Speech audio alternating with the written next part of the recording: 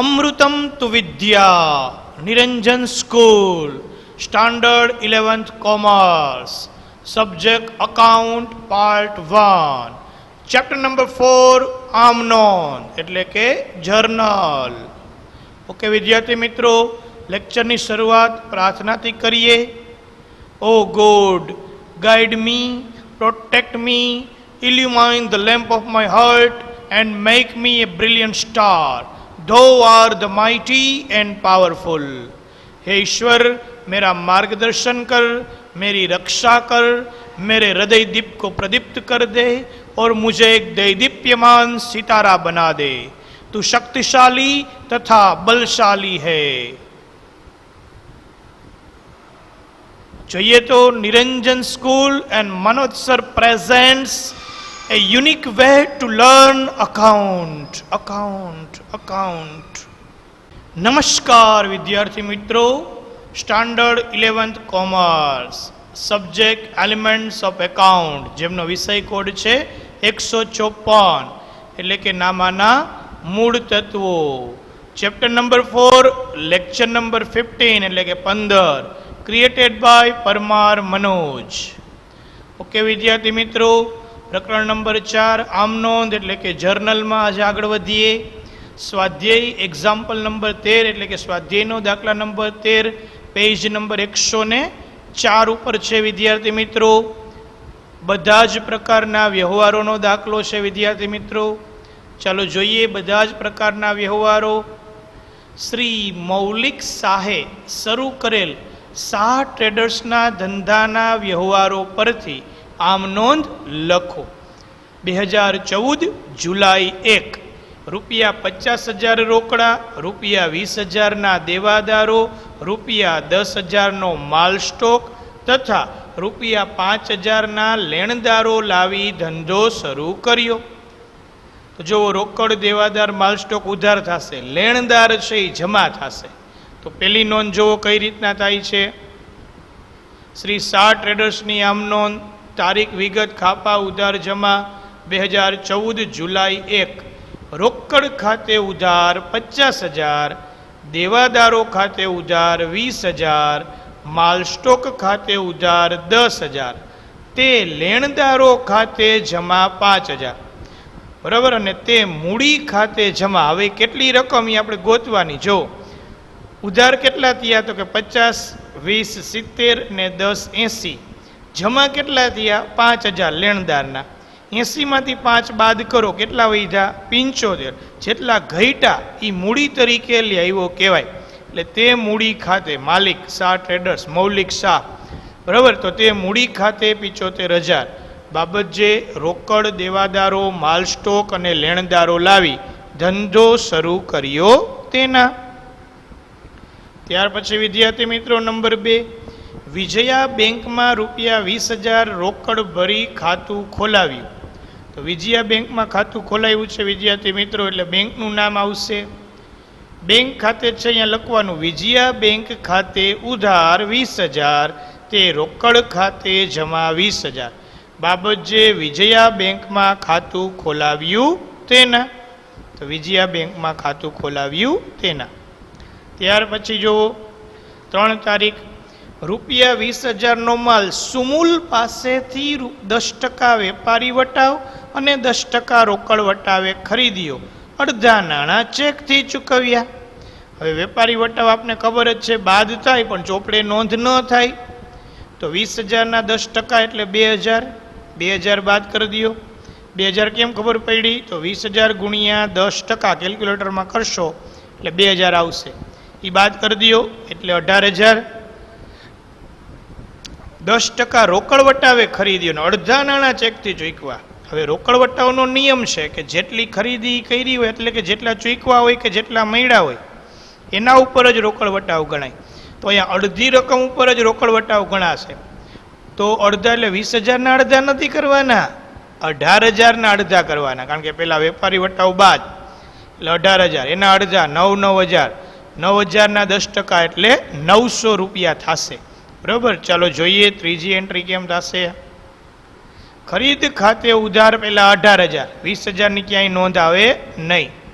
અડધા બાકી છે એટલે સુમૂલ ખાતે, તે સુમૂલ ખાતે જમા 9000 અને 9000ના 10% 900 બાદ કરો એટલે 8100 ચેક આપ્યો હોય એટલે તે બેંક ખાતે 8100 અને તે વટાવ ખાતે 900 થઈ ગયા ટોટલ 18000. બાબત જે 10% વેપારી વટાવે ને 10% રોકડ વટાવે, માલ ખરીદી અડધા નાણાં ચેકથી ચૂકવ્યા તેના. ત્યાર પછી નંબર 4, રૂપિયા 15000નું ફર્નિચર પુનિત ફર્નિચર માર્ટમાંથી શાખ પર ખરીદ્યું એટલે ઉધાર ખરીદ્યું. લારી ભાડું 100 રોકડેથી ચૂક્યું એટલે અલગ અલગ નોંધ કરવી પડે વિદ્યાર્થી મિત્રો. બરોબર, 100 રૂપિયા લારી ભાડાના છે એ જમા કરવા પડે. લારી ભાડું એવું લખવાનું ન થાય. શું કામ? તો આપને ખબર છે મિલકત ખરીદતા થયેલો ખર્ચ મિલકતમાં ઉમેરાય. તો ફર્નિચર આપણને કેટલામાં પડ્યું? 15100માં પડ્યું કહેવાય. તો ફર્નિચર ખાતે ઉધાર 15100 એમ લખાશે. ચાલો જુઓ 4 તારીખની એન્ટ્રી. ફર્નિચર ખાતે ઉધાર 15100 ઉધાર લીધું છે એટલે પાર્ટીનું નામ આવશે. તે પુનિત ફર્નિચર માર્ટ ખાતે જમા 15000 અને તે રોકડ ખાતે જમા 100 રૂપિયા. બાબત જે ફર્નિચર ખરીદ્યું ને લારી ભાડું રૂપિયા 100 ચૂકવ્યું તેના. કારણ કે 100 લારી ભાડું તો રોકડું જ ચૂકવું હોય એટલે રોકડ જાય તો જમા એટલે રોકડ જમા કરવી પડશે. ત્યાર પછી વિદ્યાર્થી મિત્રો નંબર 5, રૂપિયા 3000નો માલ નુકસાનીવાળો હોવાથી સુમૂલને પરત કર્યો. સુમૂલને પરત કર્યો એટલે ખરીદ માલ પરત થયો, સુમૂલ લેનાર થયો. તો સુમૂલ ખાતે ઉધાર, તે ખરીદ માલ પરત ખાતે જમા 3000 એ રીતના થશે. ચાલો જોઈએ નંબર 5, સુમૂલ ખાતે ઉધાર 3000, તે ખરીદ પરત અથવા ખરીદ માલ પરત ખાતે જમા 3000. બાબત જે માલ નુકસાનીવાળો હોવાથી પરત કર્યો તેના અથવા નુકસાનીવાળો માલ પરત કર્યો તેના, ગમે એમ લખી શકો છો. ત્યાર પછી વિદ્યાર્થી મિત્રો નંબર 6, રાજશ્રીને રૂપિયા 12000નો માલ 10% વેપારી વટાવ અને 10% રોકડ વટાવે વેચ્યો. અડધી રકમનો ચેક મળ્યો. તો આપણોની જેમ જ થશે. પેલા તો 12000ના 10% કરી નાખો એટલે 1200 રૂપિયા. 1200 બાદ કરી દો એટલે 10800 વધ્યા. એના 2 ભાગ કરી નાખો એટલે 5400 5400 5400 જ નથી મળ્યા. બરોબર, અડધી રકમનો ચેક મળ્યો એટલે બેંક ખાતે આવશે ઉધાર. ચાલો જોઈએ 6 તારીખની એન્ટ્રી. રાજશ્રી ખાતે ઉધાર અડધા એટલે 5400, બેંક ખાતે ઉધાર 4860. એ કેમ આવ્યા? તો કે અડધી રકમનો ચેક મળ્યો એટલે 5400, 5400માંથી વટાવ બાદ થાય 10% એટલે 540 બાદ. બરાબર, એટલે 4860નો ચેક મળ્યો હોય એટલે બેંક ખાતે ઉધાર 4860, વટાવ ખાતે ઉધાર 540, તે વેચાણ ખાતે જમા 10800. બાબત જે 10% વેપારી વટાવે ને 10% રોકડ વટાવે, માલ વેચ્યો, અડધી રકમનો ચેક મળ્યો તેના. બરોબર છે, તો આ રીતના ચેક મળશે. ત્યાર પછી નંબર 8, મહેન્દ્રને રૂપિયા 15000નો માલ 10% વેપારી વટાવ ને 10% રોકડ વટાવે રોકડેથી વેચ્યો. રોકડેથી વેચ્યો છે વિદ્યાર્થી મિત્રો એટલે મહેન્દ્રનું નામ નહીં આવે. 15000ના 10% કરો એટલે 1500 પહેલાં તો બાદ કરી દો એટલે 13500, એના 10% એટલે 1350. ચાલો એની નોંધ કરવાની છે. જોઈએ 8મી નોંધ. રોકડ ખાતે ઉધાર 12150, વટાવ ખાતે ઉધાર 1350 અને તે વેચાણ ખાતે જમા 13500. બાબત જે 10% વેપારી વટાવે અને 10% રોકડ વટાવે, મહેન્દ્રને રોકડેથી માલ વેચ્યો તેના. બરોબર. ત્યાર પછી વિદ્યાર્થી મિત્રો નંબર 10, ઘર વપરાશ માટે રૂપિયા 300નો માલ તથા 200 રોકડા લઈ ગયા એટલે ઉપાડ જ કહેવાય. ટોટલ ઉપાડ 500નો થયો. માલ લઈ જાય એટલે ખરીદ ખાતે જમા અને રોકડ લઈ ગયા એટલે રોકડ ખાતે જમા. ચાલો જોઈએ 10 તારીખ. ઉપાડ ખાતે ઉધાર 500 ટોટલ, તે ખરીદ ખાતે 300. ખરીદ ખાતે શું કામ આવ્યું વિદ્યાર્થી મિત્રો? તો ઉપાડથી ગયેલ માલ છે એટલા માટે. તે રોકડ ખાતે જમા 200. બાબત જે ઘર વપરાશ માટે 300નો માલ ને 200 રોકડા લઈ ગયા તેના. ત્યાર પછી જુઓ 11 તારીખ, માલના પેકિંગ માટે પ્લાસ્ટિકની બેગ ખરીદી રૂપિયા 200 ચૂકવ્યા. તો આ પેકિંગ ખર્ચ કહેવાય વિદ્યાર્થી મિત્રો. ખરીદ ખાતે ન આવે. પ્લાસ્ટિકની બેગ ખરીદી એટલે આપણે ખરીદ ખાતે કરી નાખીએ. ખરીદ ખાતે એ જ આવે જે વેચવાના હેતુથી ખરીદેલી વસ્તુ હોય, મીન્સ માલ હોય તો જ ખરીદી આવે. આ તો પેકિંગ માટે લીધું છે એટલે પેકિંગ ખર્ચ કહેવાય. 200 ચૂકવા છે. 11 તારીખ પેકિંગ ખર્ચ ખાતે ઉધાર 200, તે રોકડ ખાતે જમા 200 બાબત જે પેકિંગ માટે પ્લાસ્ટિકની બેગ ખરીદી તેના. તો 200 પેકિંગ માટે બેગ ખરીદી તેના. ત્યાર પછી વિદ્યાર્થી મિત્રો નંબર 12 પગાર મજૂરીના રૂપિયા 2000 ચેકથી ચૂકવ્યા. ચેકથી ચૂકવા છે એટલે બેંકમાંથી પૈસા જશે. તો 12 તારીખ જુઓ, પગાર મજૂરી ખાતે ઉધાર 2000, તે બેંક ખાતે જમા 2000 બાબત જે પગાર મજૂરીના ચેકથી ચૂકવ્યા તેના. બરાબર, આ રીતના 2000 ચૂકવા છે. ત્યાર પછી વિદ્યાર્થી મિત્રો 13 તારીખ રાજશ્રી પાસે બાકી લેણા પૈકી 3000 ઘાલખાદ પડી અને બાકીની રકમ મળી ગઈ.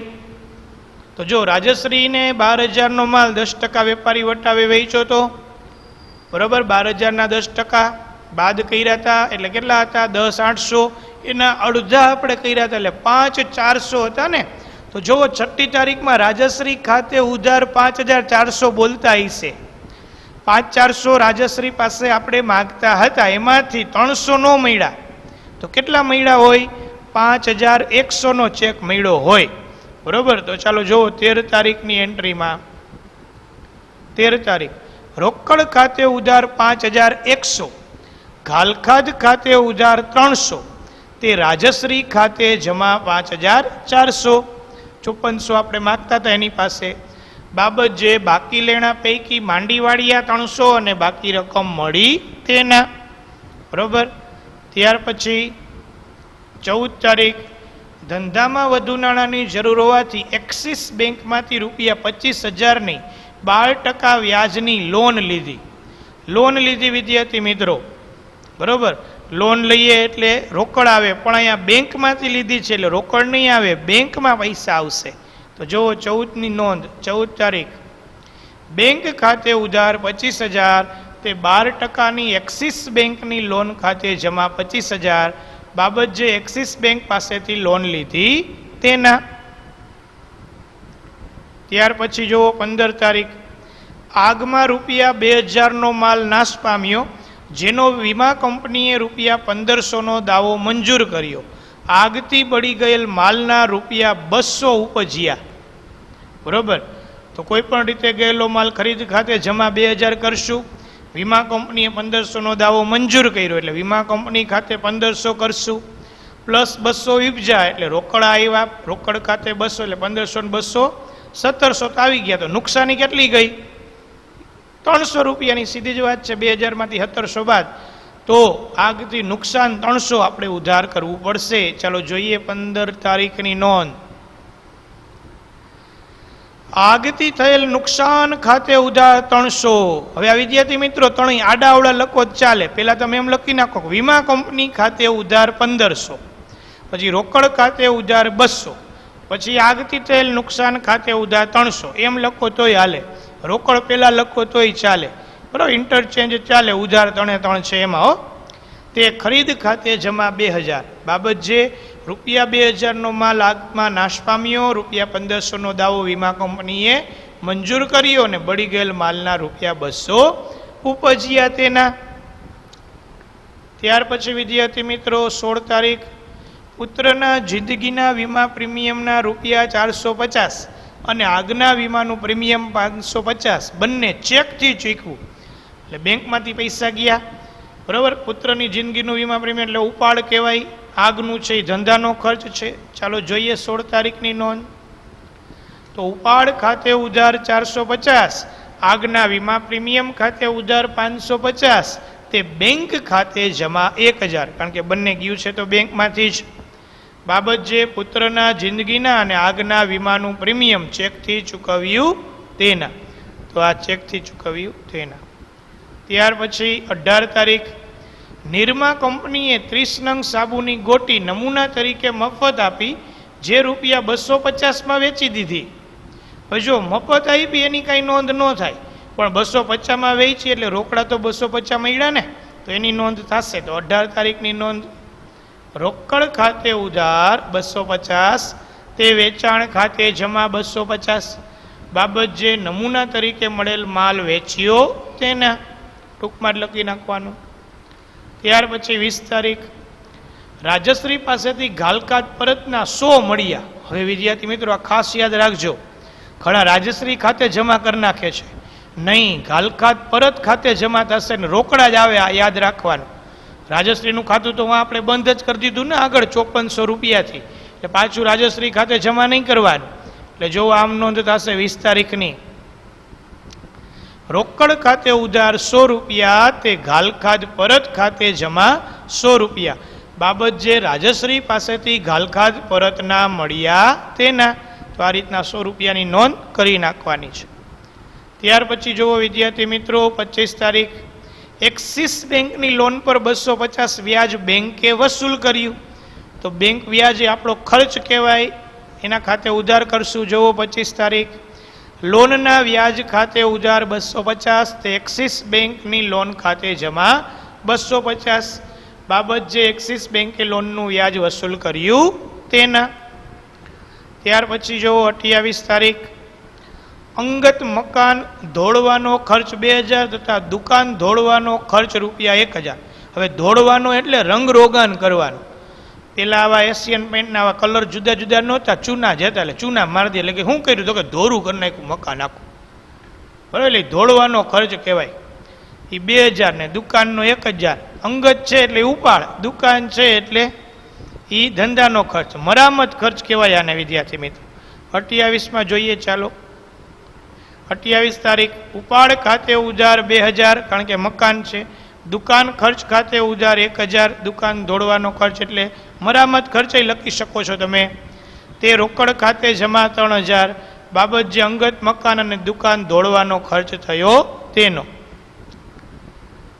ત્યાર પછી ઇન્ટરનેટ જોડાણની ડિપોઝિટ ₹2000 ચેકથી ભરી, બરાબર. એટલે બેંકમાંથી પૈસા જશે વિદ્યાર્થી મિત્રો, બરાબર. એટલે ઇન્ટરનેટ ડિપોઝિટ ખાતે ઉધાર 2000, તે બેંક ખાતે જમા 2000, કારણ કે ડિપોઝિટ છે, મિલકત કહેવાય આપણી. બાબત જે ઇન્ટરનેટ ડિપોઝિટ ચેકથી ભરી તેના. કુલ સરવાળો કરી નાખવાનો 2,02,100, 202,100 થશે, બરાબર. તો 2,02,100. ઓકે વિદ્યાર્થી મિત્રો, તો આ દાખલો સ્વાધ્યાયનો બધા જ પ્રકારના વ્યવહારવાળો પૂરો થાય છે.